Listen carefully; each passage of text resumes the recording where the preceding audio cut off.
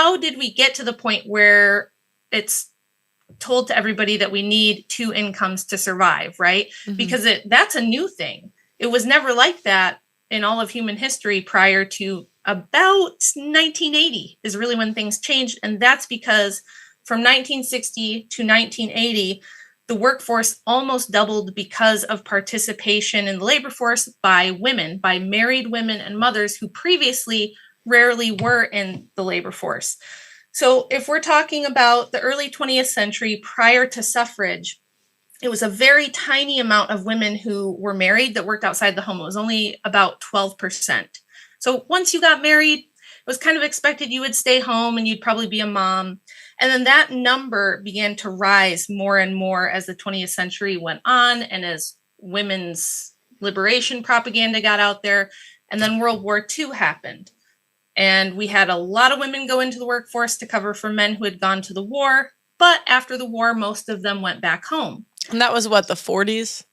Yes, that was the late 40s. And the 60s is when things really started to change because the Ford Foundation and the Rockefeller Foundation started to create women's studies departments in universities, and they put massive amounts of funding into women's suffrage propaganda and women's liberation propaganda, telling women that, you know, it's very risky to be married and you should have your own money and you should have your own credit because what if he leaves you or what if he becomes an abuser? Suddenly that abuse mode just flips on one day and he becomes like this awful man and then you're trapped, right?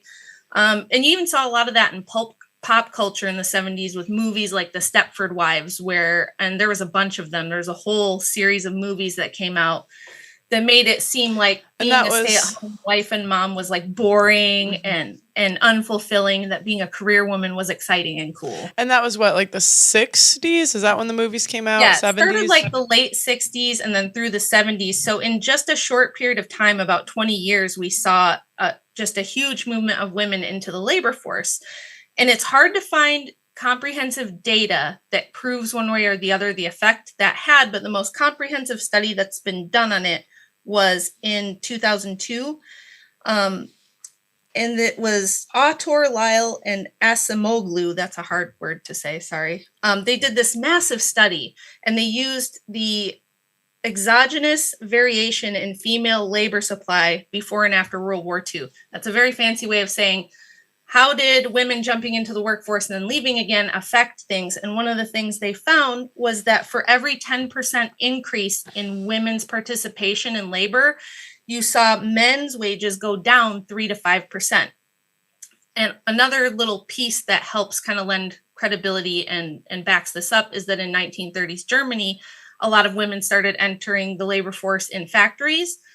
And they actually had such high rates of male unemployment and depressed wages for men, and even rises in male suicide, that the German government had some laws put in that it put restrictions on married women working because they wanted men to be able to have a living wage and support a family because their birth rate was going down and they didn't want that.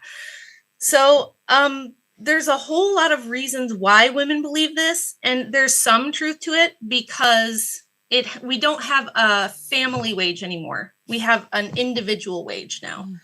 So that's why in the 50s, if you were a janitor, you could support like 4 kids and a wife, and your wife could stay home. That's pretty tough to do now, although there are ways to do it. One thing is pay attention to where you live. I have data here from the USDA, which has tracked the cost of raising a child since 1960. And they say the most expensive places in the United States to raise children is the urban Northeast. And the most affordable places would be in the rural and suburban Midwest, and then the South. So if you're outside of a big city, your housing costs go down, your daycare costs go down. Basically, the cost of living in general is lower, and you can probably get a bigger house for a lot less money in a place like that.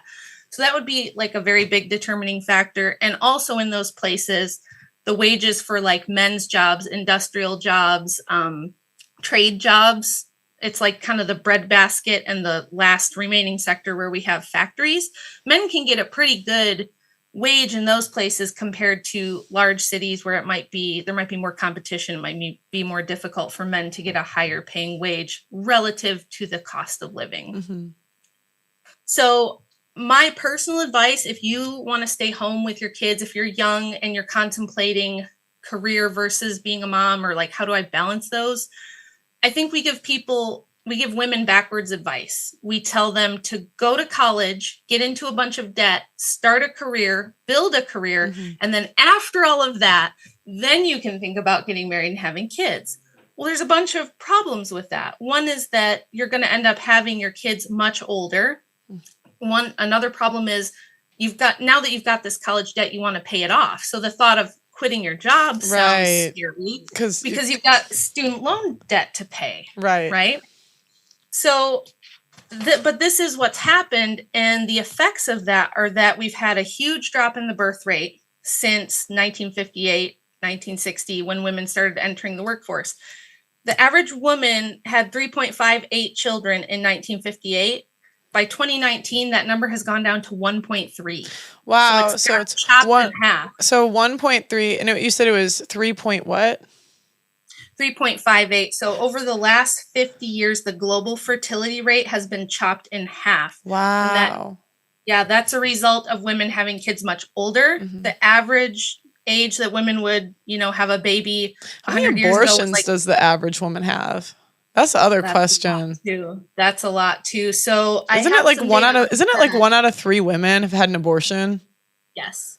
Wow.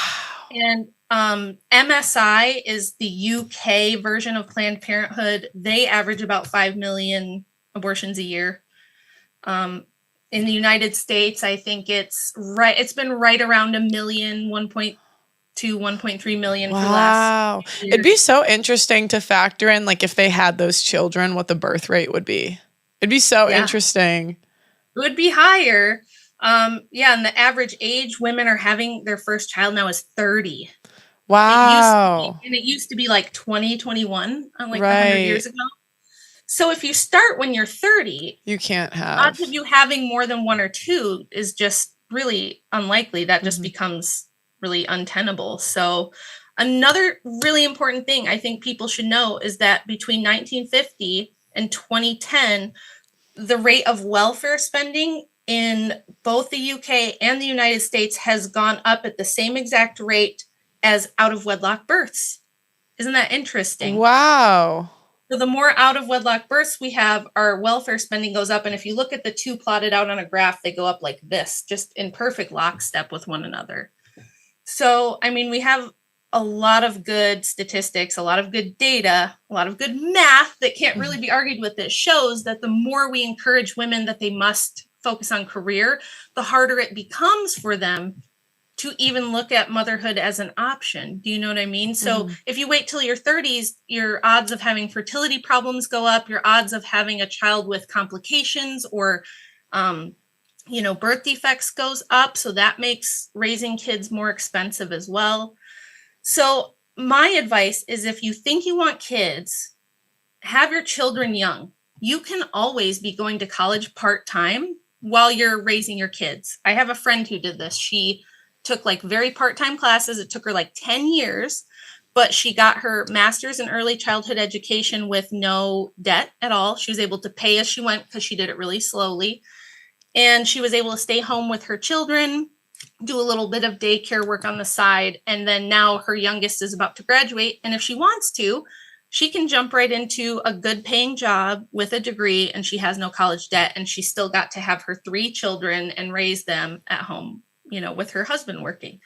So there's ways to do it. I understand that it's not going to be like tenable for every woman to just, get married at 19 and have their first baby at 20 and never work. I understand we are where we are and we have to work with what we've got. But there are definite ways to mitigate the cost of having children. And I think homeschooling actually is one of the ways to do that.